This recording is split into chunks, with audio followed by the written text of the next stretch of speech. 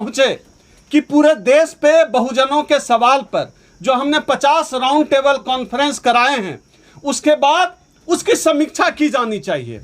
उसके बाद यह तय किया जाना चाहिए कि आगे की रणनीति क्या होगी। जैसे हमने जितने भी राउंड टेबल कॉन्फ्रेंस कराए पूरे देश में, लगभग 23 राज्यों में हमने परिसंघ के बैनर तले राउंड टेबल कॉन्फ्रेंस कराए, जिसमें पूरे देश के अम्बेडकरवादियों ने, प्रगतिशील लोगों ने, संविधान प्रेमी लोगों ने भाग लिया। और पूरे राउंड टेबल की जो मुख्य बात थी, जो मुख्य मांग थी, जिन मांगों पर हम लोगों ने राउंड टेबल कॉन्फ्रेंस कराया था, वो प्रमुख मांग थी हमारी कि नई संसद भवन का नाम बाबा साहब डॉक्टर अंबेडकर के नाम पर होना चाहिए। ये हुआ तो नहीं कि बाबा साहब डॉक्टर अंबेडकर के नाम पर संसद भवन का नाम ये लोग कर देंगे, क्योंकि ये लोग बाबा साहब से नफरत करने वाले लोग हैं।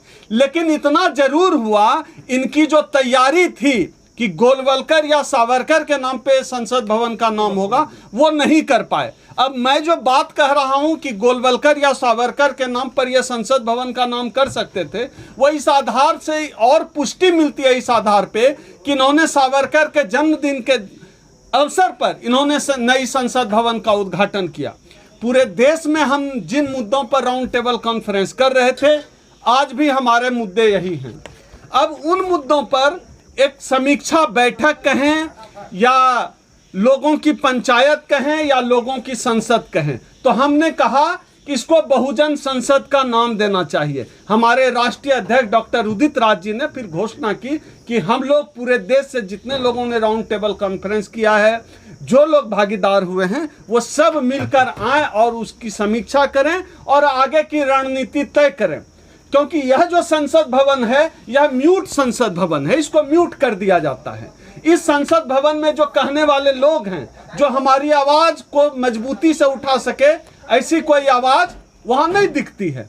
तो हमें लगा कि अपना संसद, चूंकि हम लोग बाबा साहब के लोकतंत्र में यकीन करते हैं, संविधान में यकीन करते हैं, संवैधानिक संस्थाओं में यकीन करते हैं, इसलिए हमने अपनी संसद लगाने की बात की। तो 2 जुलाई 2023 का दिन, जो रविवार का दिन है, पूरे देश के SC, ST, OBC, माइनॉरिटी, लोकतंत्र प्रेमी, संविधान प्रेमी और बहुजनों के लिए करो या मरो का दिन है। 2 जुलाई 2023 रविवार का दिन करो या मरो का दिन है, क्योंकि भारतीय जनता पार्टी और संघ का यह दूसरा कार्यकाल भी पूरा होने जा रहा है और अगले साल इस देश में संसदीय चुनाव भी होने हैं। इनका जो 2 टेन्योर रहा है, वह लोकतंत्र विरोधी रहा है, वह SC, ST, OBC के खिलाफ रहा है। इसलिए हम पूरे SC, ST, OBC के लोगों को इस देश में, इस देश के लोगों को बुलाकर, बहुजनों को आवाज देकर हम बुलाना चाहते हैं 2 जुलाई 2023 के इस कार्यक्रम में, इस बहुजन संसद में। आइए इस बहुजन संसद में आइए मिलकर बात करें, आइए मिलकर चर्चा करें, आइए मिलकर आगे की रणनीति बनाएं कि क्या बाबा साहब का मिशन यहीं पे रुक जाएगा, क्या बाबा साहब का सपना पूरा हो गया, या बाबा साहब का जो समता मूलक समाज बनाने का सपना था वो टूट गया। हमारे जो मुद्दे हैं वो बाबा साहब के जितने भी मिशनरी साथी हैं, उन तमाम साथियों के मुद्दे हैं। इस बैनर में दिख रहा है, इस बैनर में हमारा पहला ही मुद्दा लिखा हुआ आरक्षण का, क्योंकि परिसंघ ऐसा मानता है, हमारा संगठन ऐसा मानता है, इस देश में SC, ST, OBC समाज के लोगों में जो भी बदलाव आया है, वह बदलाव सिर्फ और सिर्फ आरक्षण की वजह से आया है। इसलिए आरक्षण हमारा पहला मुद्दा है। चाहे सरकारी नौकरियों में आरक्षण हो, चाहे ठेका पट्टा में आरक्षण हो, चाहे प्रमोशन में आरक्षण हो, चाहे निजी क्षेत्र में आरक्षण हो। 1997 से लेकर 2023 तक हमारे राष्ट्रीय अध्यक्ष माननीय डॉक्टर उदित राज जी के नेतृत्व में हम लोग आरक्षण बचाने की लड़ाई लड़ते रहे हैं। पूरा देश जानता है कि हम लोगों ने आरक्षण बचाने के लिए रामलीला मैदान में दर्जनों रैलियां की और इस देश में आरक्षण बचाने का काम किया है। दूसरा जो हमारा प्रमुख मुद्दा है, दूसरा मुद्दा हमारा है निजीकरण। हम यह मानते हैं इस देश के संसाधनों पर SC, ST, OBC की भागीदारी है, उन संसाधनों पर SC, ST, OBC समाज का मालिकाना है। लेकिन यह सरकार देश बेचने पर उतारू है, क्योंकि उनको पता है कि सरकारी नौकरियों की वजह से ही हमारी जिंदगी में सकारात्मक बदलाव आया है। इसलिए वो हमारे आरक्षण को खा लेना चाहते हैं, निजीकरण करके तमाम सरकारी कंपनियों को औने पौने बेचने का काम इस सरकार ने किया है। तो दूसरा मुद्दा हमारा है कि देश को टुकड़े टुकड़े में बेचना बंद करो। तुम्हारा भारत माता की जय का नारा फर्जी है। जिस भारत माता की जय का नारा लगाते हो और भारत माता को टुकड़ों टुकड़ों में बेच रहे हो। तीसरा हमारा जो मुद्दा है वो प्रमुख मुद्दा है, जाति जनगणना जो हो गई है राष्ट्रीय स्तर पर, उसका प्रकाशन किया जाए और जिन राज्यों में जाति जनगणना चल रही है और कानूनी रोक लगा दिया गया है, उन कानूनी रोक को हटाया जाए।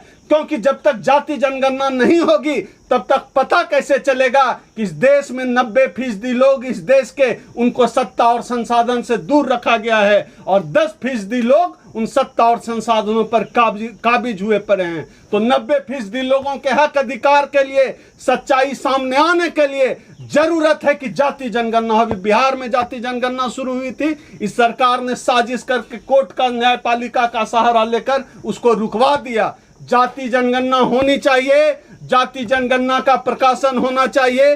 परिसंघ साफ तौर पे मानता है जिसकी जितनी संख्या भारी उसकी इतनी हिस्सेदारी, यह हमारी मांग है। चौथी हमारी जो प्रमुख मांग है वो मांग है, हम ऐसा मानते हैं ईवीएम एक बेईमान मशीन है, ईवीएम से बेईमानी होती है। इस देश में चुनाव बैलेट पेपर से होना चाहिए, ईवीएम से चुनाव नहीं होना चाहिए। इसलिए हमारी मांग है कि ईवीएम को बैन किया जाए, ईवीएम को हटाया जाए।